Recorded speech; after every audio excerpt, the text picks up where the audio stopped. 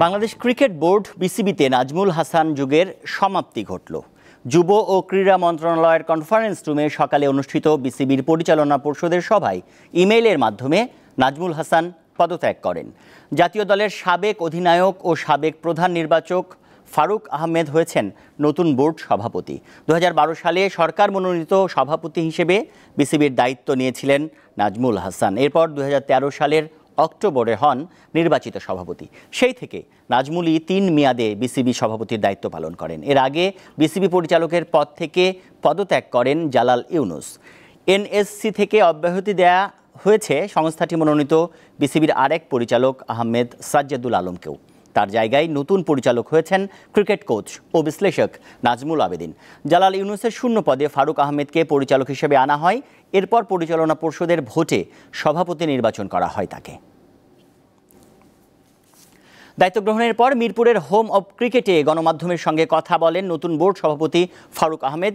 সরাসরি চলে যাচ্ছি সেখানে আমরা।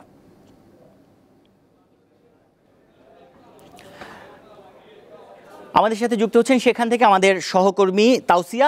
আপনি নিশ্চয়ই আমাদেরকে শুনতে পাচ্ছেন। সেখানকার সবশেষ পরিস্থিতি আমাদের জানাবেন, বা আপনার সাথে একই সাথে জানাবেন যে আসলে ব্রিফিংটি কখন শুরু হতে পারে। আসলে তানভীর, আপনার মাধ্যমে আমি জানাতে চাচ্ছি যে সম্মেলনটি আসলে দুপুর 3টায় নির্ধারিত ছিল এবং আমাদেরকে দুপুর 12টার কিছু পরে যখন বোর্ড সভাটি শেষ হয় সচিবালয়ের ভেতরে, যুব ক্রীড়া মন্ত্রণালয়ের সামনে ভেতরে, সেখান থেকে আমাদেরকে জানানো হয়েছিল ঠিক 3টার সময় ব্রিফিংটি শুরু হবে। কিন্তু আপনি জানেন যে ঢাকা শহরে আজকে বেশ কয়েকটি আলাদা আলাদা সংগঠন আলাদা দাবি নিয়ে রাস্তায় অবরোধ করার কারণে বেশ কিছু রাস্তা বন্ধ আছে। সে কারণে অসহনীয় যানজটের সৃষ্টি হয়েছে। সে কারণে আমরা সবারই এখানে পৌঁছাতে সময় লেগেছে। খুব অল্প কয়েক মিনিট আগে মাত্র বিসিবি সভাপতি এবং পরিচালকরা বিসিবি কার্যালয়ে এসে পৌঁছেছেন, যার কারণে আমাদেরকে জানানো হয়েছে। আমরা মিডিয়া কমিটির সাথে যোগাযোগ করেছিলাম, তারা জানিয়েছেন যে হয়তো কয়েক মিনিট তারা সময় নেবেন একটু বিশ্রাম নেওয়ার জন্য, তারপরে যে কোনো সময় ব্রিফিংটি শুরু হয়ে যাবে। কারণ হচ্ছে যেহেতু এত লম্বা সময়ে তারা রাস্তায় যানজটে কাটিয়ে এসেছেন, এর সাথে সাথে আজই মাত্র কিছুক্ষণ আগে দায়িত্ব নিয়েছেন, সেই সব মিলে হয়তো একটু সময় লাগছে। সেটা 15 থেকে 20 মিনিটের মধ্যে হয়তো শুরু হয়ে যাবে আমরা ধারণা করছি। আর সেখানে যেহেতু নতুন বোর্ড সভাপতি হিসেবে দায়িত্ব নিয়েছেন ফারুক আহমেদ, তিনি সচিবালয়ে ওই বোর্ড সভা থেকে বের হওয়ার সাথে সাথেই আমাদেরকে জানিয়েছিলেন যে তিনি সবার সব প্রশ্নের উত্তর দিতে প্রস্তুত আছেন।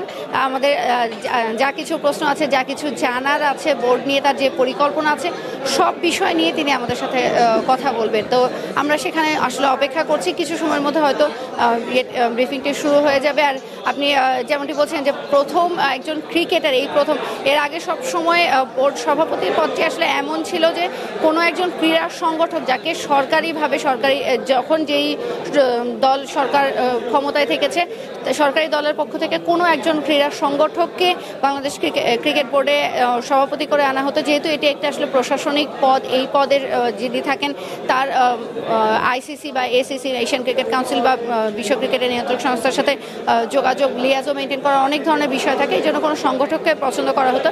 এই প্রথম বাংলাদেশ ক্রিকেট বোর্ড একজন সাবেক অধিনায়ক ক্রিকেটারকে বেছে নিয়েছে এই পদের জন্য। তো তিনি আসলে তার পরিকল্পনাটা কি হবে, এই লিয়াজো থেকে শুরু করে সবকিছু তিনি কিভাবে করবেন, এই পরিকল্পনাটা হয়তো তার মুখ থেকেই জানতে পারবো। তানভীর।